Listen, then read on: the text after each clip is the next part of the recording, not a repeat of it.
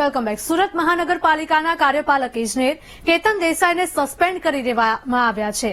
હજીરાના ઉદ્યોગોને પાણી પૂરું પાડવાના ટેન્ડરના કૌભાંડમાં તેમને સસ્પેન્ડ કરાયા છે. કેતન દેસાઈ પર એમઓયુ કર્યા વગર ટેન્ડર ખોલી ભાવતાલ કરી દેવાનો આક્ષેપ છે. કૌભાંડ બહાર આવ્યા બાદ કમિશનરે કેતન દેસાઈને ડિગ્રેડ કર્યા હતા તેમજ તેમની પાસેથી તમામ ખાતા પણ આંચકી લેવાયા છે. આ સાથે ધારાસભ્ય વિનુ મોરડિયાએ સીએમને પત્ર લખીને તપાસની માંગ કરી હતી. ત્યારબાદ ગઈ મોડી રાત્રે કેતન દેસાઈને સસ્પેન્ડ કરી દેવાયા છે. સસ્પેન્શનની દરખાસ્ત આજે સ્થાયી સમિતિની બેઠકમાં રજૂ કરવામાં આવશે. હજીરાના ઉદ્યોગને ટર્સરી ટ્રીટમેન્ટવાળું પાણી પૂરું પાડવાની આખી યોજના હતી, જેમાં 1.5 જ વર્ષમાં 1000 કરોડના પ્રોજેક્ટની કોસ્ટિંગ 1800 કરોડ કરી દેવાઈ હતી. સંવાદદાતા શૈલેષ જોડાયા છે. શૈલેષ, સુરત મહાનગરપાલિકાના કાર્યપાલક ઇજનેર એટલે કે કેતન દેસાઈને સસ્પેન્ડ કરી દેવામાં આવ્યા છે. શું વધુ અપડેટ મળી રહ્યા છે?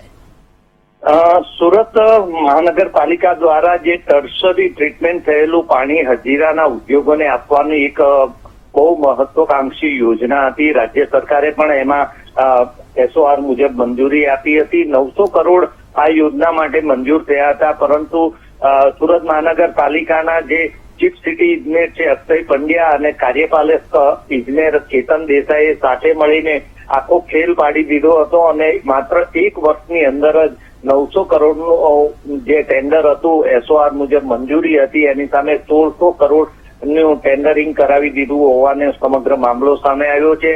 આ મામલો સામે આવતા હાલ તો ટેન્ડરની પ્રોસેસ ઉપર બ્રેક મારી દેવામાં આવી છે. બીજી તરફ શાલિની અગ્રવાલ જે મ્યુનિસિપલ કમિશનર છે તેમાં તેમની પ્રાથમિક તપાસમાં જ જે કેતન દેસાઈ ઇજનેર છે, કાર્યપાલક ઇજનેર છે, એની સંડોવણી બહાર આવતા તેને સસ્પેન્ડ કરી દેવામાં આવ્યા છે. બીજી તરફ કતારગામના ધારાસભ્ય વિનુ મોરડિયાએ પણ આ સમગ્ર મામલે રાજ્યના મુખ્યમંત્રીને સીધો પત્ર લખી અને સમગ્ર મામલામાં વિજિલન્સ તપાસની પણ માંગ કરી છે.